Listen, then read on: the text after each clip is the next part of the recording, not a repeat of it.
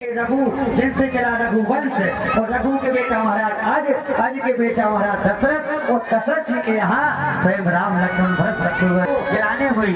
एक बार भूपति मन माहे, एक बार भूपति मन माहे, देखिए महाराज दशरथ को गिलानी हो गई तो कहाँ जाते हैं? गुरु गृह गया औरत मई पाला, गुरु गृह गया औरत मई पाला, चरण लागे करे विनय विशाला, चरण लागे करे विनय विशाला। गुरु जी के पास जाते हैं, सीधे चरणों में गिर गए। गुरुदेव गुरुदेव से बिना करने लगे, गुरुदेव मुझे दुख के सोखे हो रही सुनाया, मुझे सुख दुख हो रही सुनाया, ये वशिष्ठ बहु विधि समुदाय, वशिष्ठ बहु कहते हैं श्रृंगेर सारे वशिष्ठ बुलावा, श्रृंगेर सारी वशिष्ठ बुलावा। आहुतियां देने लगे महाराज और अग्निदेव तीर लेकर प्रकट हो गए। जो वशिष्ठ कहो हृदय विचारा, जो वशिष्ठ कहो हृदय विचारा, बल का जो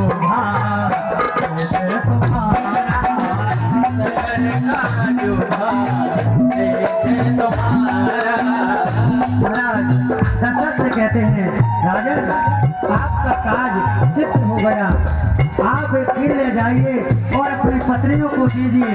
कैसी देना है देखिए, अरे दे भागे को शल्य देना, अरे दे भागे को शल्य देना, ओ भाई भागे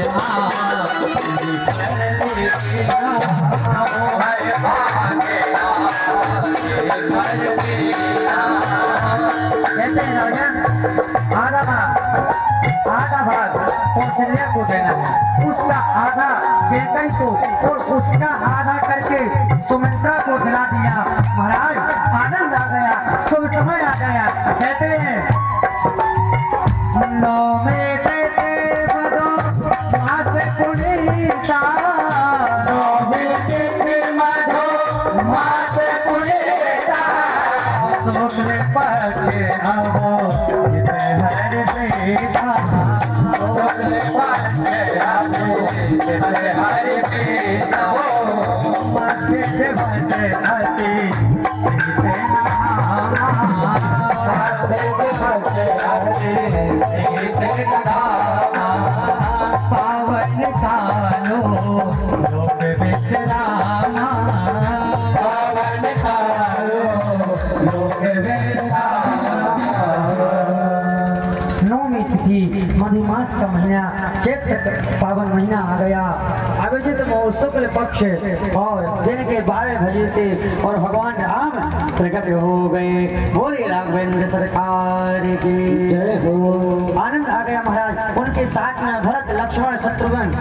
और कहते जैसे सूर्यदेव को पता चल गया तो माँ से दिवस कर दिवस भाने सूर्यदेव को रोक गए महाराज। लोग हंस रहे थे, नाच रहे थे, आनंद मना रहे थे।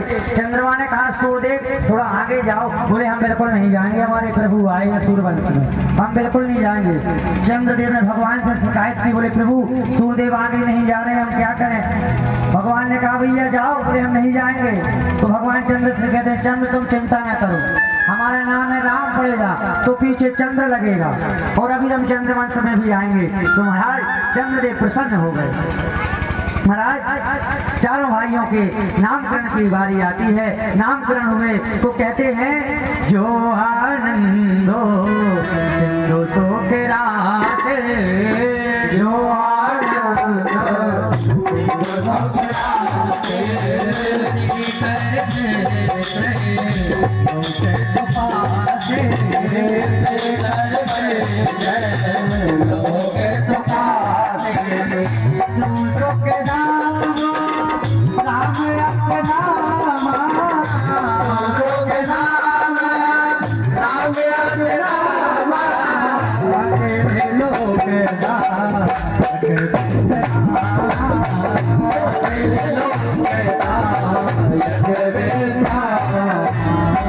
कहते राजन जो आपके ज्येष्ठ पुत्र हैं, अरे जिनके पास जो चीज होगी वो देगा। वो तो जो आनंद सिंधु सुखराशि, जिनके पास आनंद ही आनंद है, वो दुख कैसे दे सकता है। हम आप कहते हैं ना भगवान ने दुख दिया, भैया जिसके पास में जो चीज होगी वही देगा। भगवान के पास में दुख नहीं है, दुख तो अपने कर्म से भोगते हैं। कर्मण्येवाधिकारस्ते, जैसा कर्म करोगे उसका फल आपको अवश्य मिलेगा। कहते हैं जो आपके ज्येष्ठ पुत्र है ना, इनका नाम राम होगा। और कहते हैं अब माँ कौशल्या की गोद में भरत जी बैठे हैं, तो इनके लिए गुरुदेव कह रहे हैं वेस्तो भरण वो बन कर जो वेस्तो भरण वो सन कर जो करना भरत हो। कहते राजन जो आपके दूसरे पुत्र हैं, ये कहते विश्व का भरण पोषण करेंगे। कहते भैया जिसके घर में अनाज की कमी हो वो इस चौपाई का पाठ करे, इस चौपाई को लेकर दरवाजे में टांग ले, तो भैया आपकी रसोई में अन्न में कमी नहीं होगी, क्योंकि विश्व का भंडार भरत जी ही चलाते हैं। कहते हैं राजन जो तुम्हारे तीसरे पुत्र हैं, लक्ष्मण धाम राम प्रियो सकल जगत आधार, गुरु वशिष्ठ तेरा था लक्ष्मण नाम। तीसरे पुत्र का नाम लक्ष्मण रखा महाराज। और चौथे के लिए कहते हैं जाके सुमेरन तेरे पुनासा, जाके सुमेरन तेरे पुनासा, तावे शत्रुघ्न तेरे प्रकाशा, तावे शत्रुघ्न तेरे प्रकाशा, तावे शत्रुघ्न तेरे प्रकाशा।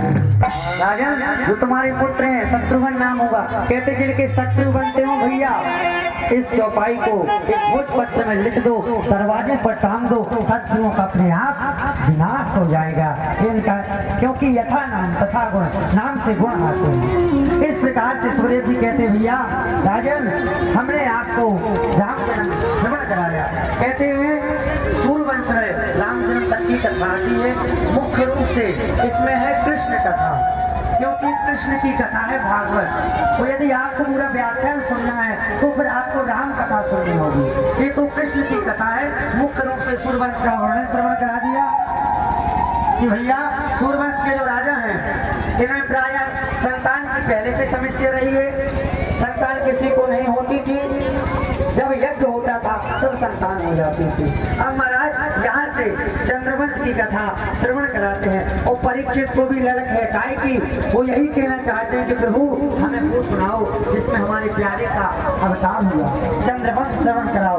तो महाराज सुखदेव जी कहते हैं कथितो वंश विस्तार हो भवता सोम सूर्यो राज्यं जो भय वंश्याना चरितम परमाद्भुतम।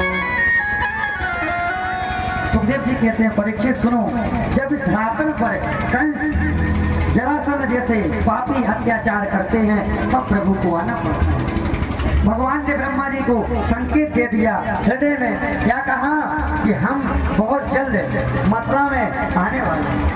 ब्रह्मा जी ने देवताओं को सारा किया, देवताओं को बुलाया। ब्रह्मा जी ने कहा वसुदेव ग्रहे साक्षात भगवान पुरुषोपरा जनिष्यते तत्यात्मो संभवं। तो सारे देवता स्वागत के लिए ब्रजवासी बनकर वहां पर पहले से पहुंच गए, क्योंकि भगवान को आना है। ब्रह्मा जी ने संकेत दे दिया ब्रह्मा जी को। अब भैया कहते हैं मथुरा के राजा थे उग्रसेन, इनका एक जो पुत्र था वो कंस था। कंस का अर्थ क्या होता है? कसी हिंसायाम, व्याकरण में आते हैं कसी हिंसायाम धातु से कंस बनता है।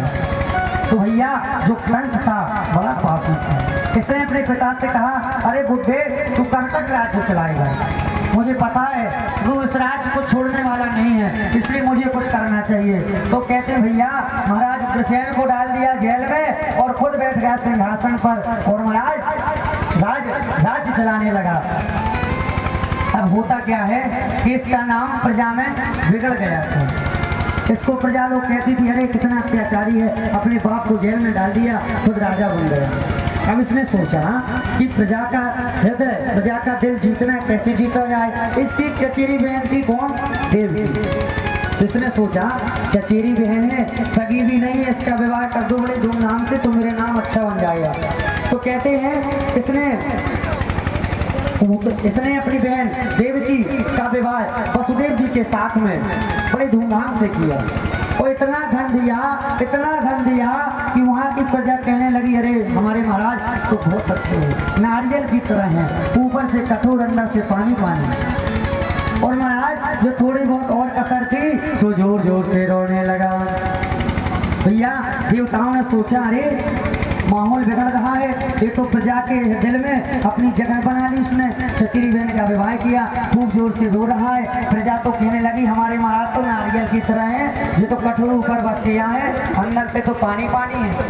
तो महाराज देवताओं ने क्या किया कि आकाशवाणी कर दी अस्यास्त्वा अष्टमो गर्भो हंताम या बहसे।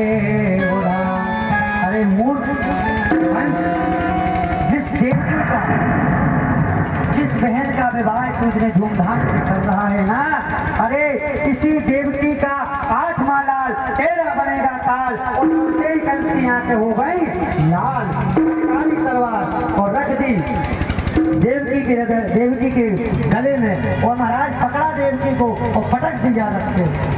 महाराज निवेदन करो जिसको अपना विनाश करवाना हो वो स्त्री के केस पकड़ के एक बार पटक दे या केस पकड़ के 2-4 मार दे। कहते हैं स्त्री के केस पकड़े वो विनाश है।